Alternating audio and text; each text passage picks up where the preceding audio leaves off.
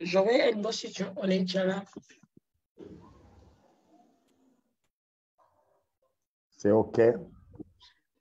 Bonjour famille, bonjour à tous, bienvenue sur votre chaîne MC Kalinga TV.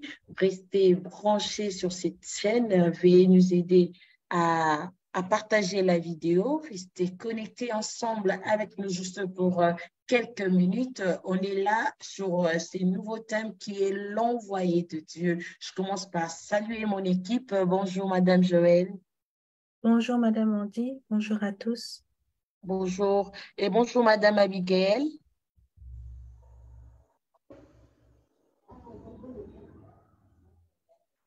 Madame Abigail, bonjour. Le micro est fermé, Madame Abigail.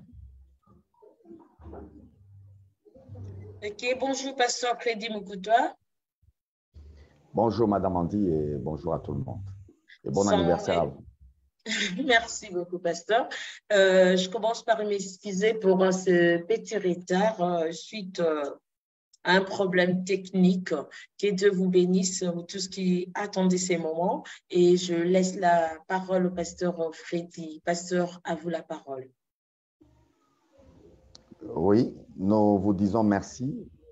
Vous qui suivez MC Kalinga TV, nous vous disons merci. Vous qui posez des questions, qui êtes toujours avec nous. Et particulièrement pour aujourd'hui, ce sera à la fois une émission où on rappelle certains éléments de l'émission passée où nous avons traité sur l'œuvre de Dieu et sur la volonté de Dieu. Aujourd'hui, nous parlons de l'envoyé de Dieu, mais nous allons y revenir parce que la vidéo, on ne sait pas pourquoi, elle a disparu. Il y en a qui ont suivi, il y en a qui aujourd'hui peuvent, par quelques rappels, savoir ce qui a été traité dans cette vidéo-là. Et parlant de l'envoyé de Dieu, nous sommes toujours dans notre grand sujet qui est la révélation des fils de Dieu. Et dans cette révélation, nous avons révélé le Fils de Dieu qui est Jésus lui-même. Et nous sommes arrivés au point où nous sommes en train de révéler les fils de Dieu au pluriel, c'est-à-dire ceux-là qui ont cru. Ce sont eux que nous sommes en train de révéler. Et nous avions parlé de l'œuvre de Dieu que beaucoup de gens ne comprennent pas bien. Ils pensent qu'en chantant, ils pensent qu'en balayant, ils pensent qu'en faisant ceci ou cela, ils sont en train de servir Dieu. Or, selon le texte que nous avions lu, venant de la bouche du Seigneur Jésus lui-même dans Jean 6, il a dit que l'œuvre de Dieu, c'est que nous croyons à la personne que lui nous a envoyée. C'est ainsi qu'aujourd'hui, nous allons parler de l'envoyé de Dieu. Et nous avions aussi un peu regardé la volonté de Dieu. Nous avons compris que la volonté de Dieu, c'est que Dieu lui-même, il s'agissait tout ça là de la pensée de Dieu, c'est que Dieu ne veut pas que le méchant se perde. Il veut que les gens soient sauvés. C'est ça la volonté de Dieu.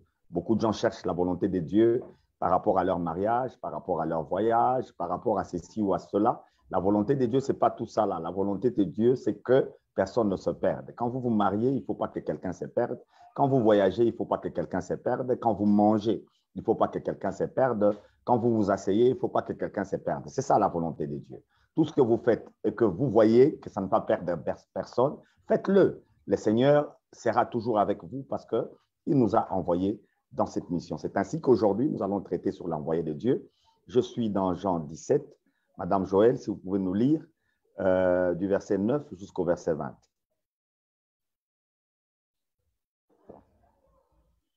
Jean 17, verset 9 à 20. Lisons au nom du Seigneur. Je te prie pour eux. Je ne te prie pas pour le monde, mais pour ceux que tu m'as donnés, parce qu'ils t'appartiennent. Car tout ce qui est à moi est à toi, comme tout ce qui est à toi est à moi. Ma gloire rayonne en eux. Bientôt je ne serai plus dans le monde, car je vais à toi. Mais eux, ils vont rester dans le monde. Père Saint, garde-les par le pouvoir de ton nom, celui que tu m'as donné, pour qu'ils soient un comme nous le sommes. Aussi longtemps que j'étais parmi eux, je les ai gardés par le pouvoir de ton nom, ce nom que tu m'as donné. Je les ai protégés et aucun d'eux ne s'est perdu, sauf celui qui devait se perdre pour que s'accomplisse l'Écriture. À présent, je retourne auprès de toi et je dis tout cela pendant que je suis encore dans le monde pour qu'ils possèdent en eux cette joie qui est la mienne une joie parfaite. Je leur ai donné ta parole, et le monde les a pris en haine parce qu'ils ne lui appartiennent pas, comme moi je ne lui appartiens pas. Je ne te demande pas de les retirer du monde, mais de les préserver du diable. Ils n'appartiennent pas au monde, comme moi-même je ne lui appartiens pas. Consacre-les par la vérité. Ta parole est la vérité. Comme tu m'as envoyé dans le monde, moi aussi je les envoie.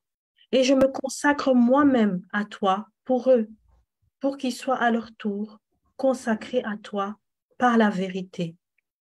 Ce n'est pas seulement pour eux que je prie, c'est aussi pour ceux qui croiront en moi grâce à leur parole. Amen. Gloire au Seigneur. C'est la prière qui est appelée la prière dominicale. Au fait, c'est comme un compte rendu de notre Seigneur Jésus-Christ sur cette terre. Jésus, dans ce monde, n'est pas venu se balader, il est venu en mission, envoyé par Dieu qu'il appelle son Père. Et c'est pourquoi nous parlons de la révélation des fils de Dieu. Jésus est le fils du Dieu éternel, du Dieu vivant. Et parlant à Marie, nous l'avions dit dans une des vidéos, parlant à Marie, il lui a dit d'aller auprès de ses frères et de leur dire qu'il s'en va, lui Jésus, vers son Père qui est aussi notre Père. Et dans cette prière de Jean 17, il priait pour ses disciples, c'est-à-dire ceux-là que lui a appelés, ceux-là que lui avait choisis et que lui a formés.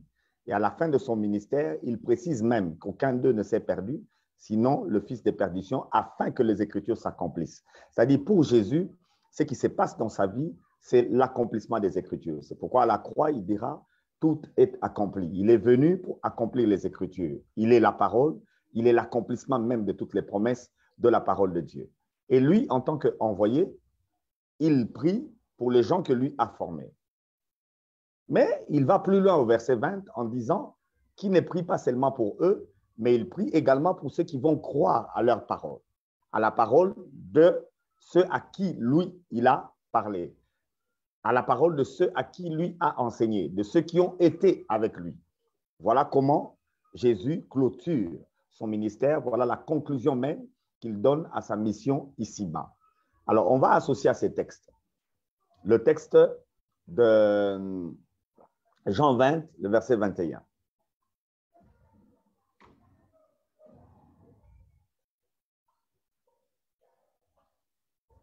Lisons dans Jean 20, verset 21.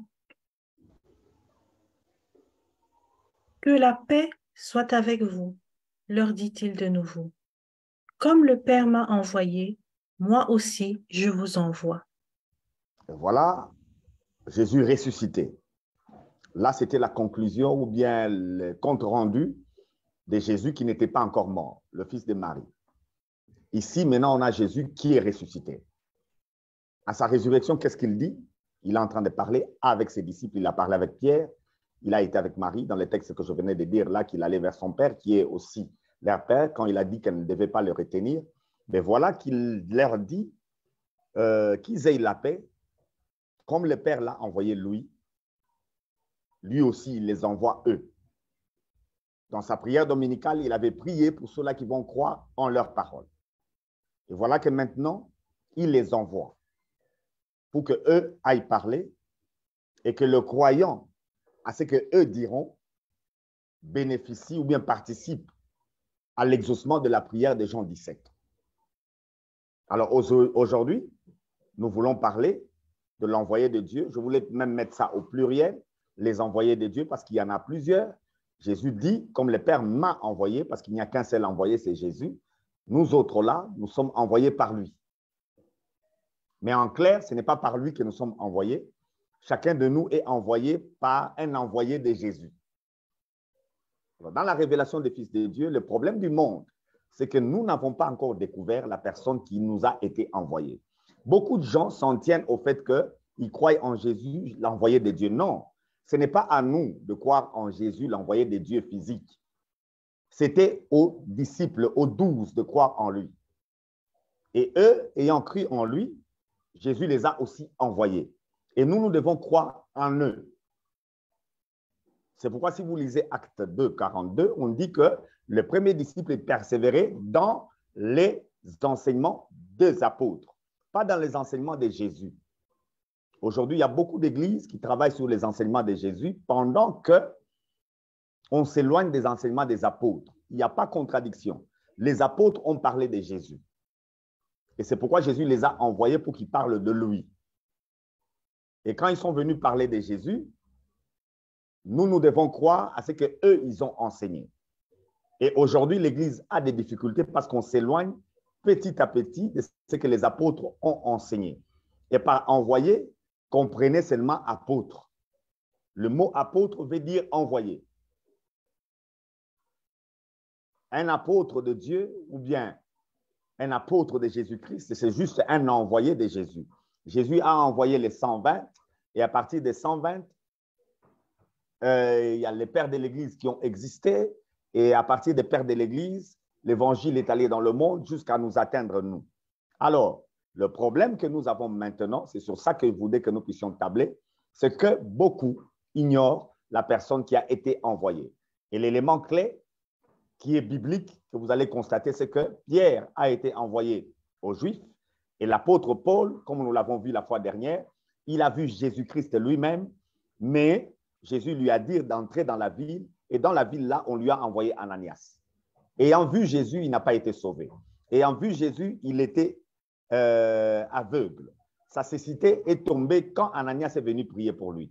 Et beaucoup de gens aujourd'hui continuent à être malades parce qu'ils sillonnent par-ci, par-là, cherchant la guérison, mais oubliant que c'est lui qui vous guérira, c'est celui que Dieu vous a envoyé. Si vous ne le connaissez pas, vous êtes à côté. Vous êtes totalement à côté. Et pour qu'on puisse bien échanger, Madame Joël, ajoutez 1 Corinthiens 4, le verset 15, et puis nous allons échanger. 1 Corinthiens 4, le verset 15. En effet, même si vous aviez 10 000 maîtres dans la foi en Christ, vous n'avez pas plusieurs pères. Car c'est moi qui vous ai fait naître à la foi en Jésus-Christ, en vous annonçant l'Évangile. Gloire au Seigneur. C'est l'apôtre Paul qui est en train de parler aux Corinthiens, là où il a travaillé pendant plus d'une année et 6 mois pour prêcher l'Évangile. Alors, il dit aux Corinthiens clairement qu'ils peuvent avoir 10 000 maîtres, mais ils n'ont qu'un seul père. C'est lui, l'apôtre Paul, parce que c'est lui qui les a enracinés dans l'Évangile du Seigneur. Alors, chaque chrétien doit nécessairement avoir un père spirituel. Et le problème que nous avons aujourd'hui dans le monde, ce n'est pas le manque de puissance. Ce n'est pas non plus le péché. Ce n'est pas non plus le diable. Le problème que nous avons dans le monde aujourd'hui, c'est que les gens ne connaissent pas leur père spirituel. Ils ne connaissent pas leurs apôtres. Ils ne connaissent pas leurs envoyés. Et aujourd'hui, nous voulons parler de l'envoyé de Dieu. Merci beaucoup, Pasteur Freddy Mukutua. Pour débuter avec des questions, je laisse la parole à ma sœur Joël. C'est là une question sur ça. Merci, Pasteur, pour l'introduction à ce thème. Nous voyons aussi dans un autre passage que je ne connais pas par cœur que Jésus envoie ses disciples. Il les envoie en leur disant de faire de toutes les nations des disciples, de baptiser. Il les envoie en leur disant qu'ils ont toute la puissance pour marcher sur les serpents et toutes les autorités démoniaques. Est-ce que donc en prenant ce texte-là, effectivement, et en le comparant à ce que nous venons de dire, nous devons nécessairement avoir un père spirituel. Mais le père spirituel n'est pas le seul qui peut agir sur nous. Moi, en tant que personne envoyée, comme allant faire des disciples, je peux, vis-à-vis de personnes, avoir une autorité, prier pour eux pour qu'ils soient guéris, puisque le Seigneur m'a donné la capacité de le faire, réaliser des miracles. Donc, quelqu'un dans sa vie qui ne connaît pas encore le Père spirituel peut quand même bénéficier des envoyés que nous sommes tous ici sur cette terre. Oui ou non? Effectivement, oui.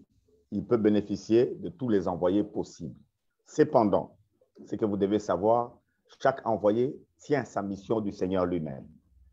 Chaque envoyé a sa particularité et il a une catégorie de personnes avec qui il doit travailler. Et l'onction qu'il a, la capacité qu'il a, c'est pour transmettre à ceux que le Père lui-même lui a donné. Et vous voyez, Jésus, il est venu en Israël parce que lui, il a été envoyé aux brebis perdues d'Israël. quand il arrive en Israël, il a terminé sa mission avec un minimum de 120 personnes. Jésus a nourri des foules. Jésus a opéré des miracles auprès des foules. C'est ce que vous êtes en train de dire. Les maîtres, Paul vient de le dire, nous pouvons avoir 10 000 maîtres. 10 000 personnes peuvent passer devant nous, mais nous devons connaître la personne que Dieu nous a envoyée. Et nous devons la suivre, elle. Pas les 10 000 maîtres, sinon nous allons nous perdre.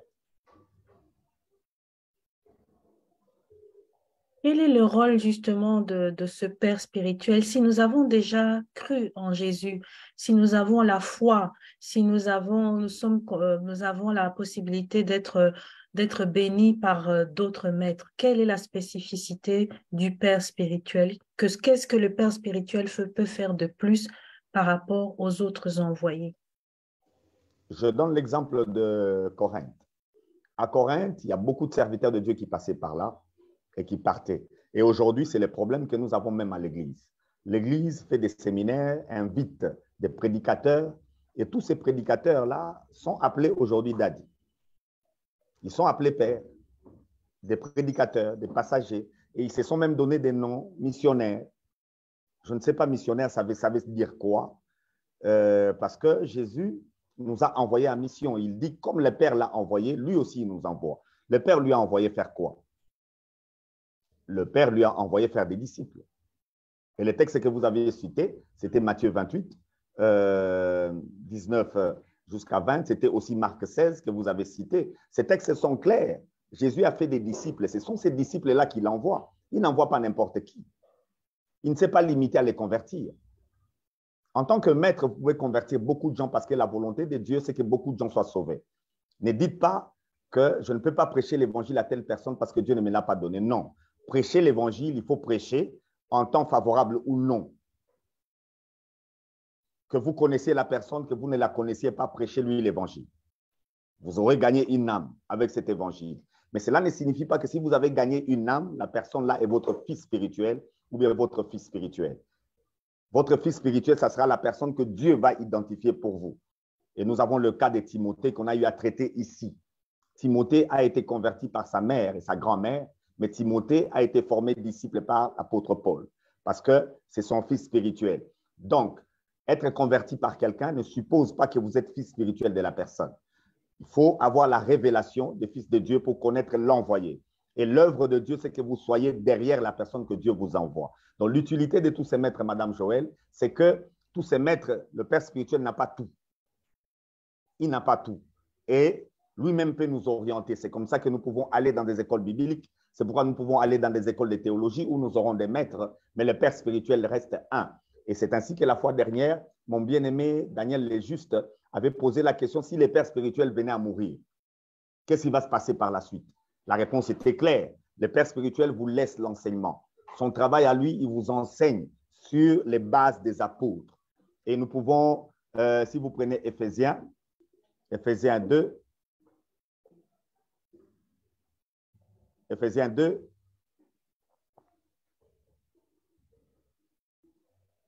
le verset 20. Madame Joël, lisez-moi ce texte-là. Dieu vous a intégré à l'édifice qu'il construit sur le fondement que sont les apôtres, ses prophètes, et dont Jésus-Christ lui-même est la pierre principale. Ce texte est toujours mal interprété. Ceux qui ont le ministère d'apôtres et ceux qui ont le ministère de prophètes pensent que c'est sur eux que Jésus a bâti l'Église. C'est une erreur grave. D'ailleurs, la version de Madame Joël, répétez cette version pour que ceux qui nous suivent entendent clair. Dieu vous a intégré à l'édifice qu'il construit sur le fondement que sont les apôtres, ses prophètes, et dont Jésus-Christ lui-même est la pierre principale. Vous voyez, c'est Jésus qui a envoyé ces hommes. C'est pourquoi ils sont ses apôtres. Mais quand on dit ses prophètes, ça signifie seulement ses porte-paroles. Dans Jean 17, Jésus a prié pour ceux qui vont croire à la parole que les apôtres vont donner. Ils sont des porte-paroles. Ici, il n'y a pas deux ministères qu'on a élevés au-dessus des autres. Ici, c'est envoyé tout court. Et l'envoyé qui vient doit être un porte-parole du Seigneur. Il doit nous apporter la parole du Seigneur. Et c'est sur cette base que Dieu nous intègre à l'Église qui est son corps. Et Jésus est la pierre angulaire de cette église. Il est la tête de cette église. Et le problème de l'église aujourd'hui se trouve à ce niveau-là.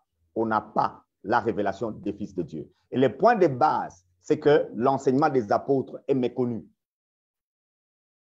On ne connaît pas ce que c'est que l'enseignement des apôtres et l'église est en train de se perdre à cause de ça.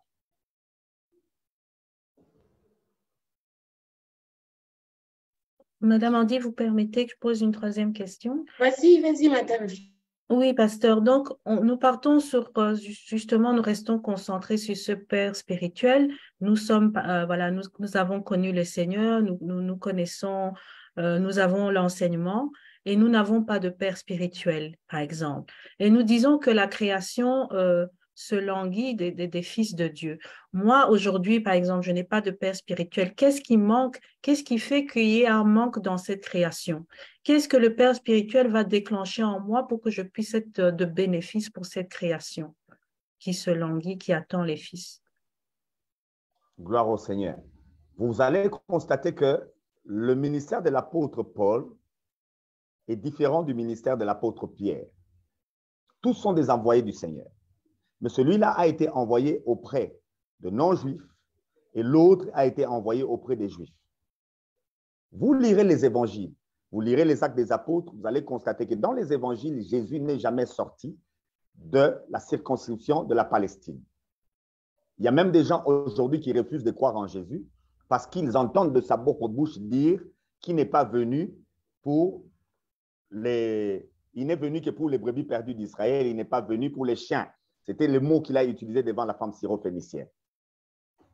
Il y a des gens qui disent qu'ils ne peuvent pas croire. Or, la mission de Jésus-Christ est circonscrite. Il est venu accorder le salut qui a été promis à Israël, parce que le salut vient des Juifs. Il est venu accomplir la loi. La loi n'appartient pas aux non-juifs. Et les jours où les non-juifs sont venus pour le voir, nous sommes dans Jean 12, il répondra clairement à Philippe et à André qui sont venus lui dire qu'il cherche à te voir. Il leur a dit, aussi longtemps que la graine ne meurt, elle va rester seule. Mais si elle meurt, elle pourra produire. Il parlait de sa mort. C'est après sa mort et sa résurrection qu'il a envoyé maintenant partout dans le monde. Ces gens qui se limitent au fait qu'il a dit « Je n'ai été envoyé qu'aux brebis perdues d'Israël », ils ne lisent pas tout. Quand il est ressuscité, il a dit d'aller partout dans le monde. C'est ce qu'il a dit. Et d'enseigner le monde entier. Il a dit maintenant à ses disciples. Parmi ses disciples, il y en a ceux-là qui ont été choisis pour aller vers les païens, c'est-à-dire les non-juifs, et il y a ceux-là qui sont restés avec les juifs. Madame Joël, si vous n'avez pas la révélation de votre Père spirituel, en termes d'enseignement, vous êtes déjà déséquilibré. Un maître ne vous donnera pas tous les enseignements. Un maître va se focaliser sur un seul ministère. C'est pourquoi on a des gens qui ne connaissent que le combat spirituel. Il y en a des gens qui ne connaissent que les ministères prophétiques. Il y a des gens qui ne connaissent que la délivrance. Il y a des gens qui ne connaissent que la prospérité. Or, l'évangile, c'est un tout. Jésus, c'est tout ça là. Et le Père spirituel a la responsabilité, comme les apôtres, de vous donner toute la doctrine. C'est pourquoi je vous dis qu'aujourd'hui, à cause du manque de Père spirituel, l'Église n'est pas fondée sur l'enseignement des apôtres.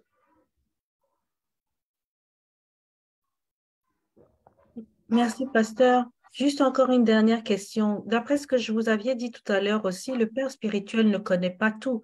Donc, il a aussi besoin des maîtres. Par exemple, si vous êtes dans un domaine dans lequel le Père spirituel n'a pas, par exemple, étudié, les maîtres sont importants aussi. Comme vous disiez, par exemple, l'école biblique, c'est pas forcément le Père spirituel qui va enseigner tout ce qu'on enseigne à l'école biblique. Donc, il faut un mix des deux. Il faut un équilibre entre les deux. Le Père spirituel, on ne peut pas aussi tomber dans l'extrême de se dire j'ai un Père spirituel, tout le reste, je ne veux rien entendre. Et nous avons besoin vraiment d'un mix de tout cela et pour pouvoir être équilibré, si je comprends bien ce que vous expliquez. Effectivement, c'est l'apôtre Paul qui dit que nous connaissons en partie, nous prophétisons en partie, c'est-à-dire nous sommes porte-parole de Dieu en partie, nous n'avons pas tout. Dieu a fait l'Église comme un corps. Et c'est le travail que nous allons faire jusqu'à la fin de l'année pour que nous découvrions l'Église en tant que corps. En tant que corps, l'Église a besoin de tous les membres. Cependant, Cependant, c'est le Père spirituel qui va vous orienter. Vous n'irez pas où vous voulez, vous irez là où le Père spirituel va vous envoyer parce que servir Dieu, c'est être derrière quelqu'un. Et c'est celui-là qui vous indique telle école où vous irez, c'est celui-là qui vous indique telle personne vous allez épouser, c'est celui-là qui vous indique telle industrie vous allez travailler, c'est celui-là qui vous indique tel pays vous pouvez aller, c'est celui-là qui vous envoie.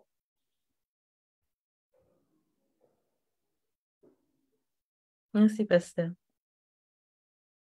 Gloire au Seigneur. J'ai aimé votre façon de rire. Je vais laisser la Surtout quand place j'ai à ma parlé- sœur Abiga aussi, sinon Surtout je... quand j'ai parlé que c'est celui-là qui vous indique qui vous allez épouser.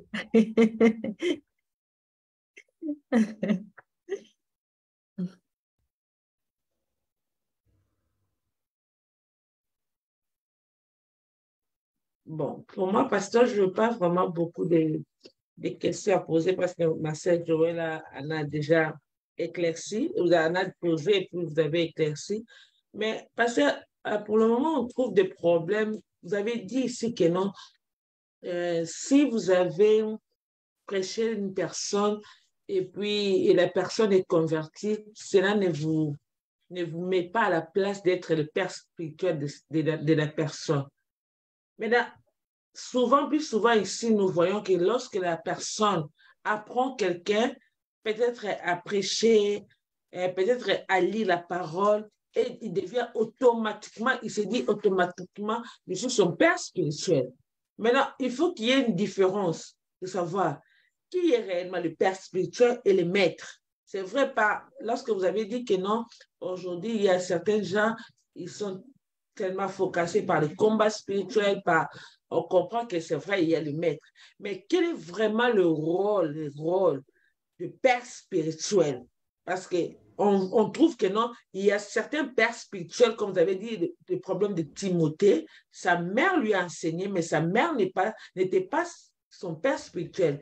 Paul est devenu son père spirituel. Donc, il faut bien expliquer par là pour comprendre, parce que beaucoup de gens pensent que non, lorsque je prêche quelqu'un, je gagne quelqu'un et je deviens automatiquement son père spirituel. Maintenant, quel est le rôle vraiment? Comment connaître? Je ne sais pas. Si vous allez, je sais que vous me comprenez très bien, le rôle des pères spirituels et le rôle des maîtres, la différence.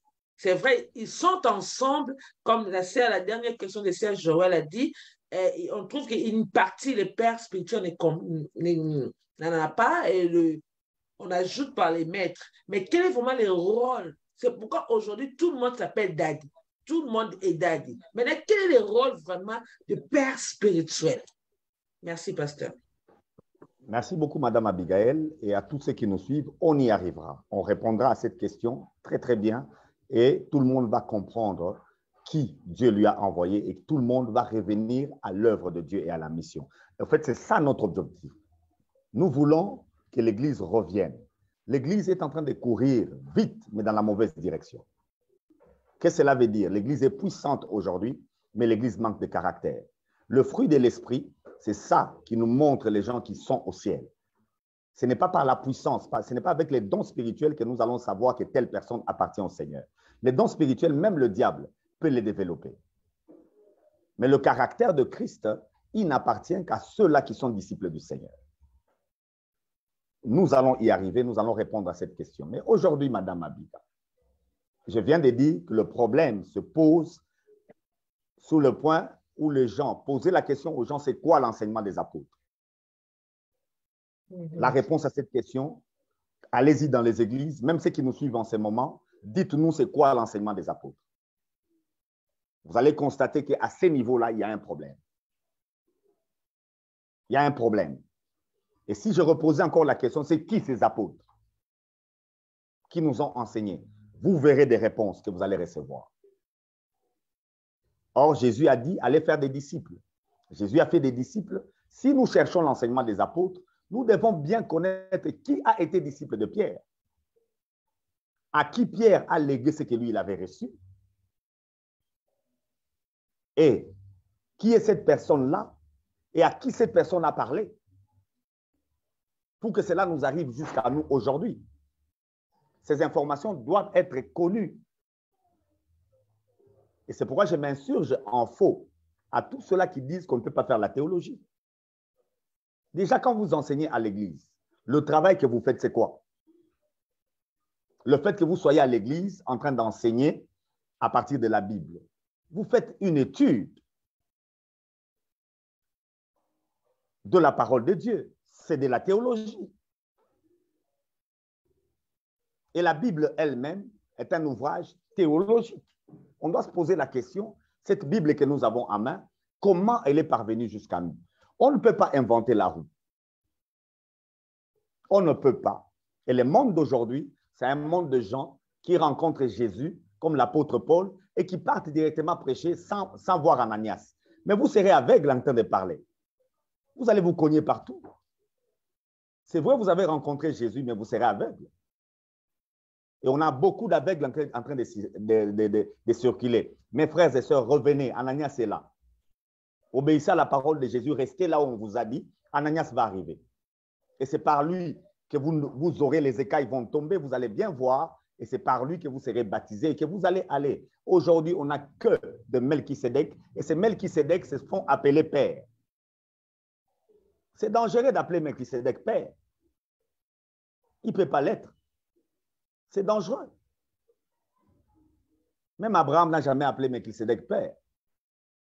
Jésus peut être appelé père parce que Jésus est venu clairement en nous disant qu'il a été envoyé par son père et dans Jean 17, il dit clairement comme le père m'a envoyé, moi aussi je vous envoie. Et il dit au père clairement que ce que j'ai, c'est toi qui me les as donnés. Et l'appellation père, c'est une appellation extraordinaire que le Seigneur nous a laissée. Et le texte de Jean 17 est souvent mal interprété quand Jésus dit que tu dois les sanctifier par ton nom. Et les noms que tu m'as donnés, les gens pensent que c'est le nom de Jésus. Et aujourd'hui, il y a des églises qui travaillent sur le nom de Yehoshua Hamashiach. Tout ça, ce sont des bêtises. Tout ça, ce ne sont que des bêtises. Les disciples n'ont pas fait ça. Le seul élément que les disciples ont fait, qui concorde avec ce que Jésus a fait, c'est que et tous ont appelé Dieu Père. Ils ont considéré Dieu comme leur Père.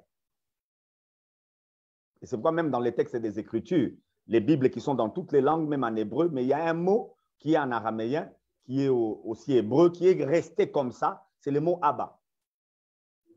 Dans les épîtres, il est resté tel que Abba. Quand nous recevons le Saint-Esprit, il nous permet d'appeler Dieu Abba. C'est pourquoi nous sommes dans la révélation des fils de Dieu. Nous sommes réellement des enfants de Dieu, mais il nous faut avoir les enseignements des apôtres. Et pour les avoir, il faut retourner aux apôtres. Et pour retourner aux apôtres, il faut connaître les disciples des apôtres, il faut connaître les disciples des apôtres, il faut connaître les disciples des disciples des disciples des disciples des apôtres pour arriver jusqu'à vous. Et c'est en ces moments-là que vous allez rester sur la bonne ligne. Si ça cloche quelque part, nous sommes en train de nous perdre. Je parle de quoi? Je parle de... D'ailleurs, pour ceux-là qui disent qu'on ne peut pas faire la théologie parce qu'on ne peut pas étudier Dieu. Effectivement, en théologie, on n'étudie pas Dieu. En théologie, on n'étudie pas Dieu. En théologie, nous étudions la révélation que Dieu nous a donnée au travers de ses envoyés. Et cette révélation est contenue dans les Saintes Écritures. C'est pourquoi Jésus dira que si Judas s'est perdu, c'est pour que les Écritures s'accomplissent. Et les écritures que les apôtres nous ont laissées sont des écritures complètes. On n'a pas besoin aujourd'hui des brochures. On n'a pas besoin aujourd'hui des documents à côté. Les écritures là sont suffisantes. Alors il faut se référer aux pères de l'Église, qui sont les disciples des disciples de Jésus. Et nous comprendrons comment ils ont formulé la doctrine chrétienne. Et nous allons nous baser sur cette doctrine et vous verrez, vous allez déceler où se trouve le mensonge. Et un père spirituel, son travail, c'est vous permettre d'arriver là. Et ce qu'il n'a pas, il trouvera un maître qui va vous le donner. Alors, Madame Abigail, comment vous reconnaîtrez un maître? Un maître, c'est quelqu'un qui ne vous aide que dans un seul domaine de la vie. Il vous aide dans un domaine précis et après, il disparaît. Il n'a pas un autre domaine où il peut toucher. Mais le père spirituel, même s'il n'a pas tout, vous allez constater dans tous les domaines de votre vie, il est présent. Et même s'il mourait physiquement, vous allez constater sa présence par sa parole et par ses enseignements.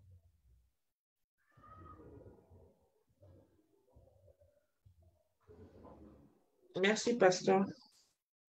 Non, on remet ça pas dans d'autres questions. Ok, merci beaucoup, pasteur. Pasteur, je ne sais pas si on doit encore attendre pour être répondu à la question de la fois dernière que j'avais posée sur les comportements d'un père et comment est-ce que même les enfants sont en train de faire le même erreur que le père a fait. C'est pourquoi j'ai dit, Madame Andy, on ne peut pas inventer la roue. Pourquoi on peut retomber dans les mêmes erreurs de nos pères? Même la Bible elle-même, elle nous dit que tout ce qui a été écrit pour nous servir d'exemple, pour que nous ne tombions pas dans les mêmes erreurs. Les erreurs de Paul, de Pierre, ne sont pas les erreurs que moi, je peux encore commettre. Un fils qui est accompli est comme son maître. Et un fils accompli fait plus que son maître. C'est comme ça qu'en termes de résultats, si Jésus termine le ministère avec 120 disciples, que me direz-vous de Pierre? Il a terminé avec combien? On ne sait même pas compter. On ne sait même pas compter. Donc, ces réponses vont arriver, Madame Andy, dans la révélation des fils de Dieu. Il y a 3 relations qui vont s'installer quand on fait des disciples. Il y a la relation avec le père spirituel, il y a la relation avec le fils spirituel, et il y a aussi la relation avec un ami. Parce que quand le père spirituel est en train de faire des disciples comme Jésus le faisait, ils n'étaient pas seuls. Ce n'était pas une seule personne. Ils étaient avec d'autres. Et les autres qui étaient là recevaient ensemble le même enseignement du maître, donc ils sont tous au même niveau. Et ce sont des amis spirituels. Et ces relations-là doivent être, de la même façon que nous naissons dans des familles biologiques, sans jamais prier pour y naître, de la même façon, les pères spirituels, l'ami spirituel, les fils spirituels ne seront pas des gens que vous allez choisir. Ce sera des gens que Dieu vous donnera. Il faut une révélation. Mais pasteur, j'ai une question. C'est vrai que nous devons suivre ce que notre Père est en train de nous dire parce que c'est lui qui est l'envoyé de Dieu. Mais si nous constatons dans un domaine de vie, c'est que le Père est en train de me dire en ces moments, et c'est pas ça, parce que ça peut arriver. Quel serait notre comportement? C'est pourquoi je dis encore, revenons d'abord à l'enseignement des apôtres. Ces questions que vous posez, c'est parce que vous ne revenez pas encore à l'enseignement des apôtres. Si nous revenons à l'enseignement des apôtres, vous ne poserez pas cette question. Pourquoi? Paul dit aux Corinthiens, il est le seul Père, certes, mais il leur dit, soyez mes imitateurs, comme moi je le suis de Christ.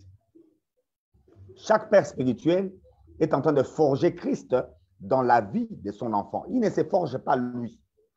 Il est en train de forger Christ.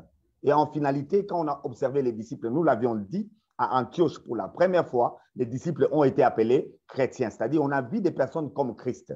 On n'a pas vu des personnes comme Paul, qui était l'apôtre d'Antioche. On n'a pas vu des personnes comme Barnabas, qui était l'apôtre d'Antioche ensemble avec Paul. On a vu des personnes qui sont comme Christ. C'est là où je parle de l'enseignement des apôtres. On doit y revenir.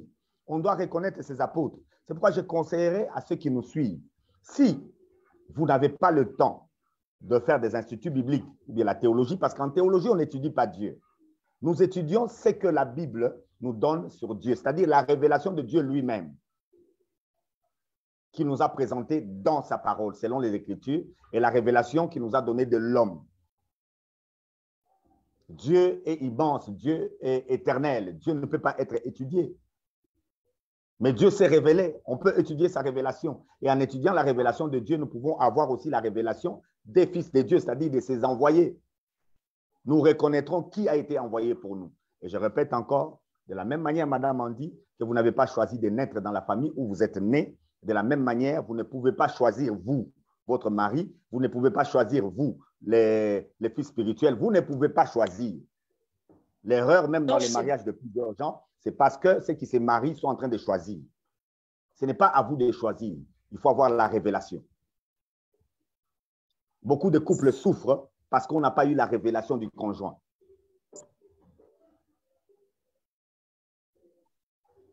C'est Dieu qui marie. Ce ne sont pas les familles qui marient. Et aux jeunes gens qui sont en train de me suivre, ce n'est pas à vous de vous marier. C'est Dieu qui doit vous marier. Et cela passe par les pères spirituels. S'il dit non, arrêtez. Pasteur, là, vous entrez dans un sujet là qui devient un peu compliqué et complexe, pasteur. Parce que le domaine de mariage, c'est pas que Dieu nous a, parce que j'entends dire que Dieu nous a laissé la liberté, je peux choisir. Donnez les versets, madame. Donnez les versets de tous ceux qui racontent que Dieu nous a laissé la liberté. Donnez ces versets. Mais aidez-moi aussi avec 2 versets pour savoir qu'on doit Tous les ramener chez les pères spirituels. Tous les versets que moi j'ai sur les mariages, tous les versets que j'ai sur les mariages, c'est Dieu lui-même qui choisit. Mais quand même pour Salomon, même pour Samson qui allait vers les Philistins, lisez votre Bible, c'était toujours Dieu. Mais ce qui a donné les signes là, que c'était la femme de Isaac pour le chameau. On a vu que voilà. c'était lui-même, il a dit si il a donné un signe.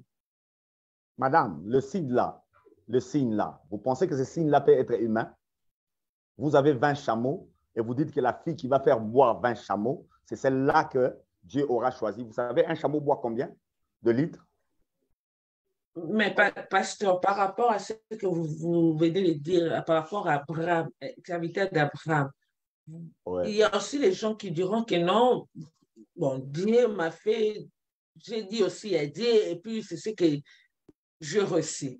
Parce que nous tous, on dirait, nous tous, nous avons l'Esprit de Dieu. Parce que c'est l'Esprit de Dieu qui nous pousse à faire. Le serviteur d'Abraham est allé, le serviteur d'Abraham, Madame Abig, est allé là où Abraham a indiqué. Yeah. Il n'est pas allé n'importe où. C'est Abraham qui lui a indiqué, en tant que père, il lui a dit où il va prendre la femme pour Isaac. Et en cours de chemin, ses serviteurs s'est aussi soumis à la position du Dieu d'Abraham. Il a demandé au Dieu d'Abraham de l'orienter, parce qu'il ne veut pas tâtonner. Et les signes qu'il lui a donnés, Madame Andy et à tous ceux-là qui nous suivent, quand vous cherchez des signes, donnez les signes comme ces messieurs avaient donné. Les signes qu'il a donnés est impossible. Humainement parlant, c'est impossible. On n'a pas de robinet à cette époque-là. Nous n'avons pas de motopompes. C'est un puits. Et les cordes de cette époque-là ne sont pas nos cordes. Cette jeune fille n'avait même pas de seau. À l'époque, c'est des peaux de bêtes qu'on utilisait qui formaient comme un récipient. Mais Madame Andy, vous savez que cette fille de presque 18 ans ou 17 ans a puisé 800 litres. Vous le savez? 800 litres, je dis 800. Pour les chameaux. Ça, ce n'est que l'action du Saint-Esprit. Et c'est pourquoi l'écrivain nous dit que cet homme observait comment Dieu est en train de faire réussir sa mission. C'est Dieu qui travaillait au travers de Rebecca. C'est poussé par l'esprit que Rebecca agissait. Et c'est avec la puissance du Saint-Esprit qu'elle travaillait. Si vous voulez demander des signes impossibles. Et Dieu vous apportera votre conjoint.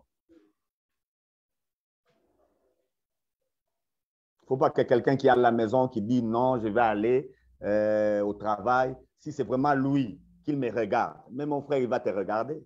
Vous travaillez au même endroit. Donc, il me salue. Il va te saluer. Mais parce que ce n'est pas aussi mal quand un homme voit une femme, il part aussi parler avec son père spirituel pour dire que non. Avant même de parler avec la femme, parlez d'abord avec le père spirituel. Il faut parler d'abord des pères spirituels. Oui, avant de parler avec la femme. C'est ce qu'il faut faire. Parce que s'il y avait des comptes à rebours avec le père spirituel, la fille en question. Madame Mandy, aujourd'hui, le monde est en train de souffrir parce qu'on n'a pas la révélation des fils de Dieu. Et c'est dangereux dans un couple que vous soyez avec la personne que Dieu n'a pas choisie pour vous. C'est très dangereux. Et la société actuelle, là où l'ennemi est en train de vaincre, c'est à ce niveau-là. On est dans le couple par nos propres choix.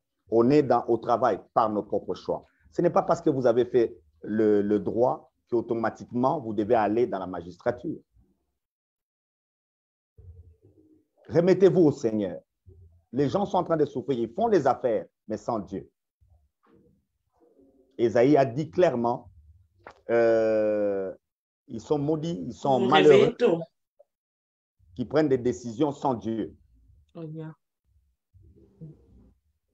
Dans tous les domaines de la vie, on a besoin du soutien du Seigneur. J'aime David. Dans tout ce qu'il fait, il vient de gagner Goliath. Il va encore aller, il pose la question à Dieu, est-ce que je peux y aller? Il y va, il gagne. Il va encore aller, il pose encore la question, est-ce que je peux y aller? Pasteur, il y a une question qui m'est revenue. L'autre fois, vous avez dit, vous avez parlé à propos de la volonté de Dieu. Et vous avez dit sur la volonté de Dieu, ce n'est pas sur le mariage, sur le business.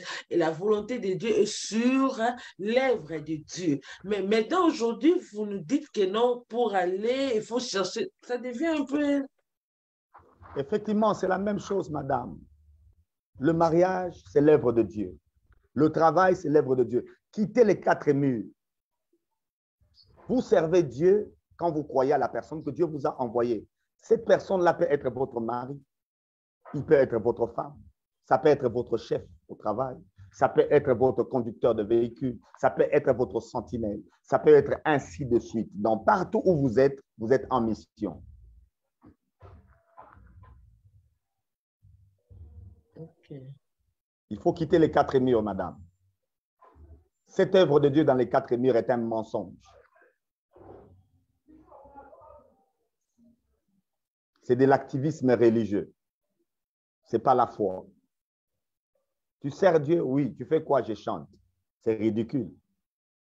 Servir Dieu, c'est faire des disciples. Ce n'est pas chanter.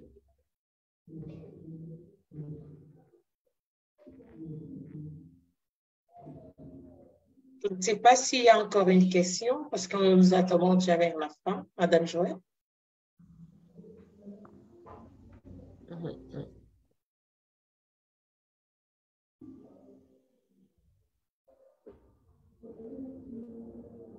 Je peux parler alors, parce que j'ai vu que vous tous, vous êtes tous. Oui. Alors, mon conseil que j'aimerais donner, il y a des grands cours. Aujourd'hui, nous avons aussi l'Internet. Essayez de vérifier des concepts tels que patristique, tels que patrologie. Ce sont les enseignements des pères de l'Église, c'est-à-dire les disciples des disciples de Jésus. Ils nous ont écrit tout ce que nous disons aujourd'hui. Ce n'est pas tombé du ciel. Chacun de nous dit quelque chose venant de ces gens-là. Parmi eux, il y en a qui ont parlé avec erreur. Parmi eux, il y en a qui ont été orthodoxes. Et tout ce que nous faisons aujourd'hui, nous n'inventons pas la roue. Il n'y a rien de nouveau sous ce soleil. Tout ce que nous faisons a déjà été fait. Alors, si vous faites une erreur qu'un père de l'Église avait faite, vous aurez les mêmes résultats que lui. Et si vous travaillez d'une manière orthodoxe, selon qu'un père spirituel ou bien un père de l'Église a été, j'aimerais vous garantir que vous aurez les mêmes résultats que lui. Alors, les résultats que nous voyons dans les actes des apôtres, si aujourd'hui, ça ne se passe pas avec nous, ça signifie seulement que nous ne faisons pas la même chose que eux. Nous sommes différents. Ce que nous faisons, ce n'est pas ce qu'eux faisaient.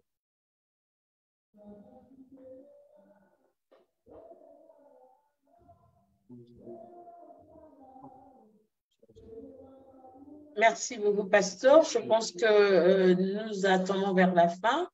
Il y a plus de questions parmi nous. Je passe par le mot de la fin. Je laisse la parole à Madame Joël et votre mot de la fin. Merci Madame Andy, merci pasteur pour cette émission. Pour mon mot de la fin, je voudrais mettre à l'honneur Madame Andy aujourd'hui qui a son anniversaire et lui souhaiter vraiment d'une manière bien visible. Nous voulons la bénir pour ce jour spécial aujourd'hui pour elle, que le Seigneur continue d'être avec elle et continue véritablement qu'elle continue de l'avoir vraiment dans son cœur pour tout son séjour ici. Voilà, merci. Amen. Merci beaucoup, Madame Joël. Je suis flattée. Madame Abigail, à vous la parole. On va suivre Madame Joël, longue vie à toi, toutes les bonnes choses. Et merci, pasteur. Vraiment, je dirais, ces 3 dernières émissions, ça m'aide vraiment beaucoup. Mais il y a encore de points d'interrogation, il y a encore de rectification qu'on doit encore faire, mais que le Seigneur vous bénisse. Et merci beaucoup, vraiment. Merci, Madame Abigail. Et Pasteur Freddy, à vous la parole. Votre mot de la fin pour aujourd'hui. Ouais, moi aussi, je dirais qu'une année de plus, c'est aussi une année de moins, parce que c'est Dieu qui a fait les calculs des années que nous allons passer sur cette terre et il l'a déjà fixé. Donc, quand on en ajoute une, selon les hommes, du côté de Dieu, on a retranché une. Donc, il faut racheter les temps pour servir encore plus et faire cette œuvre, parce qu'en finalité, nous sommes des pèlerins, nous sommes en train de passer et nos anniversaires sont le moyen pour nous dire que nous sommes en train d'aller. Et c'est comme ça que moi, je dirais bon anniversaire et à toi et à tous ceux-là qui sont en train de les fêter aujourd'hui, qu'ils prennent conscience de cette responsabilité. Et à tous ceux qui nous suivent, la roue, on ne l'invente pas. Je répète cela. Tout ce que nous disons aujourd'hui, tout ce que nous faisons, ça a été déjà dit. Ne pensez pas que si vous recevez quelque chose, même si un ange vous a parlé, il ne contredira pas ce que les apôtres ont dit. Et s'il contredit ce que les apôtres ont dit, ce n'est pas un ange de Dieu, c'est un démon.